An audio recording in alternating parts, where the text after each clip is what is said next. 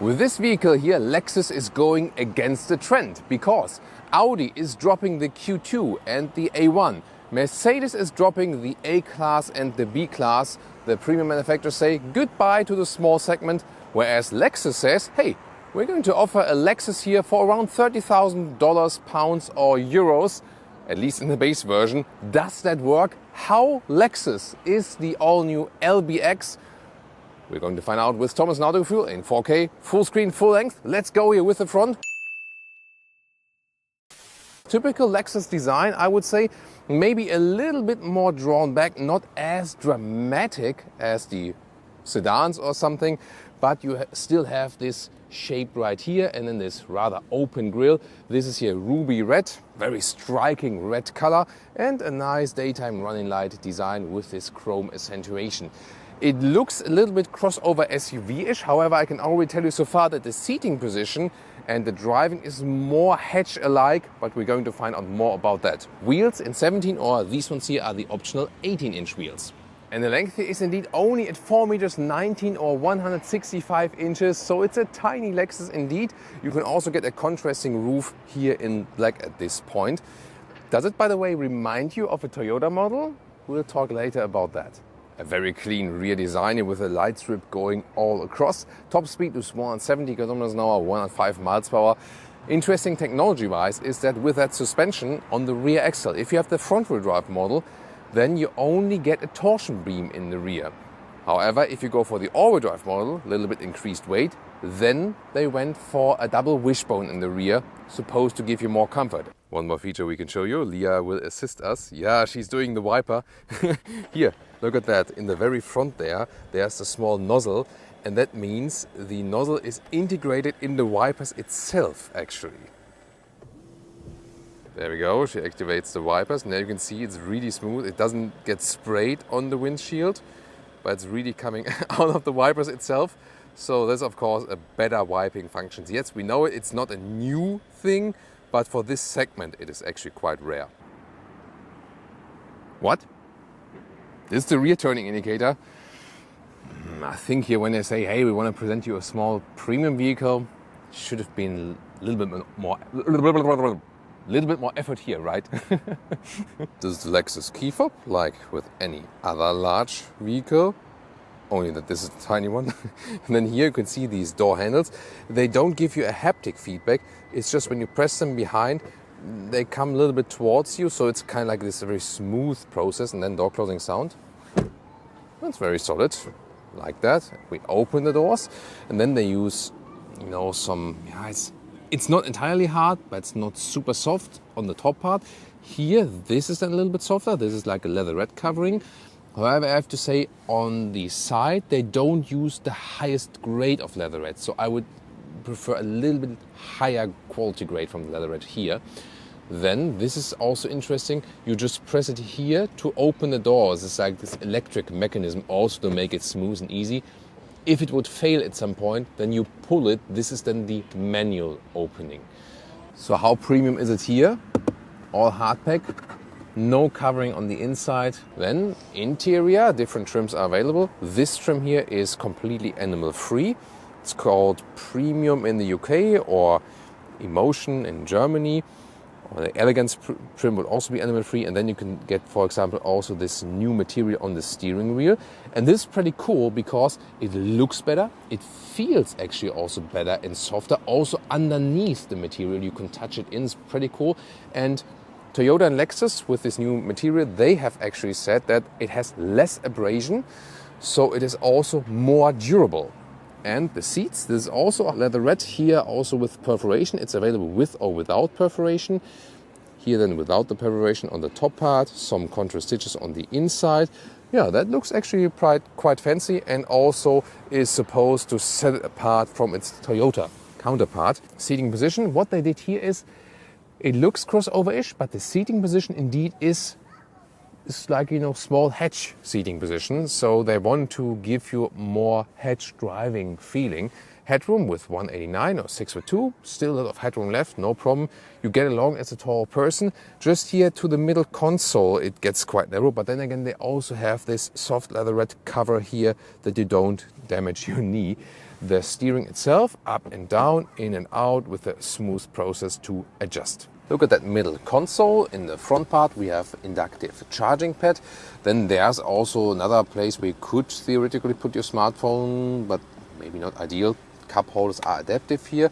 Then you have this step system for the gear selection. Here a button for EV mode only, but usually you leave this hybrid system in the auto mode and the vehicle picks it itself. Here also everything with the same leatherette covering. You can slide this one backward and open this one. Yeah, maybe not the best solution, but it works. Here another cup holder, you can also pull it out and then you have more space for clutter underneath. Interior cockpit overview, what I really like is that we don't see too much high gloss and not so much hard packed plastic. This is soft touch. Then here, this is also soft touch with a contour stitch here as well. And also these inserts here. And also this is a matte atmosphere. So that's actually what I like. Screen 9.8 inch. So we can also only say 10 inch. Instruments start with a base version 7 inch smaller, but this is then full digital 12.3 inch. I do appreciate manual climate control here with a physical interface. Just the vent strength here or the fan speed and also where the air is coming from. This you have to do in the screen. This is the car internal GPS. Apple CarPlay also works wireless. Android Auto so far only wired. That's at least what I heard. I really have to say my favorite thing on the interior is the quality of the steering wheel. It also has a nice ASMR effect.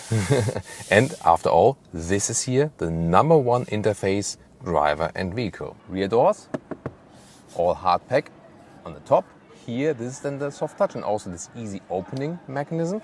And then behind the passenger seat, I can sit with 189 or 602. The headroom is really close. It does exactly fit here. Rear seats, this is how I would be driving actually. So the space I have behind the seat then of the driver's seat. Then the space behind the passenger seat, a little bit more forward. The question is, do I still fit in there to make it at least 3 adult proof? And of course, rear seating is not the focus of this vehicle. You cannot fold down anything here. You have 2 USB-C chargers here, however, in the middle. What about the trunk here? Is it also tiny like the whole vehicle? 400 liters for the front-wheel drive version. If you have the all-wheel drive, then 315, so you lose a little bit. Here, the normal width, let's see. Yeah, it's 1 meter or 40 inches, that's good. The length, of course, somewhat limited at 75 centimeters or 29 inches. You see here, it goes quite deep in there for the trolley and so on.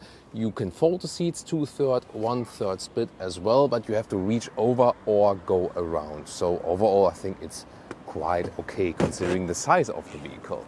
So, and then the question is, of course, oh, child safety test, why not? That's pretty sensitive, good. Under the hood, we have a 1.5 liters 3-cylinder with 136 horsepower. Acceleration figure 9.2 seconds here for the front-wheel drive version. If you have the additional electric all-wheel drive, then 9.6 seconds because you have 75 kilograms more in weight. Welcome to Thomas's Driving Lounge with the Lexus LBX. First, a very interesting thing, which this one here has in common with the Lexus LM, that huge luxury van thing we have recently shown you as well. It has the so-called brake posture control. So when we're here in city traffic, the car tries to stay upright. A thing that usually is done like here now, traffic light. You see here I'm hitting the brakes. And you see, it doesn't do a big nosedive when braking, which is actually totally normal if a car would do that. And more elaborated luxury vehicles try to even it out with active suspension technology with hydraulics that, for example, front is then pumped up in driving, or when you accelerate, it works against it in that way, like the all-new Porsche Panamera. We are also going to show that to you, or maybe S-Class Coupe or GLE, they have this suspension leaning technology. But here they do it in a simpler way because they also need to keep the prices low. So what they do here is, with so-called brake posture control, usually you have most of the braking power in the front. And here they have this adaptive braking system that they can distribute the braking powers front and rear like they want to. And so a little bit more braking power is sent to the rear in, like mediocre braking. And so the car doesn't lean so much to the front. You really feel that the car is a little bit more calmer in its, body movement position. And I think it's a very interesting idea to achieve that with a simpler system than with active suspension technology. So again, the main effect is that a little bit more braking power sent to the rear, but they can always adjust that depending on the situation you have. Also really nice steering. I have a good feeling for that. There we go with the ASMR effect of the steering. Suspension-wise, this is a good testy because this is here a very uneven road. And we do have the bigger wheels mounted here, 18-inch. And there you do feel the bumps. So it is not a sports car, but I would say it's a rather sporty setting for the suspension. So if you want a little bit more comfort, then you would stick with the 17-inch wheels. However, then the advantage of this rather sporty setup is it drives very well in a fun and dynamic sense. And now 60 to 100, let's go.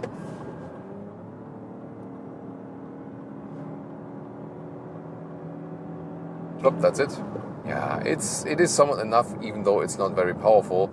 And you have to remember that in comparison to the Toyota Yaris Cross, this one here is in the comparable engine spec 1.5, so 1.5 seconds quicker. And since it's not the quickest overall, I think it's good that we have at least that, So here on the motorway now, they have this special soundproof insulation also with the windows, for example. So it is more silent than with the Yaris Cross, so you gain that. Doesn't have the biggest effect in the city, but more here on the motorway. Now we can also drive 120 kilometers an hour. Let's see also how the noise insulation works there. Yeah, I mean, it is getting somewhat windy, but yeah, as I said, not set out for the highest of speeds. But other than that, from the functionality and the seating comfort and the features and what we touch and see there, it is really Lexus-ish.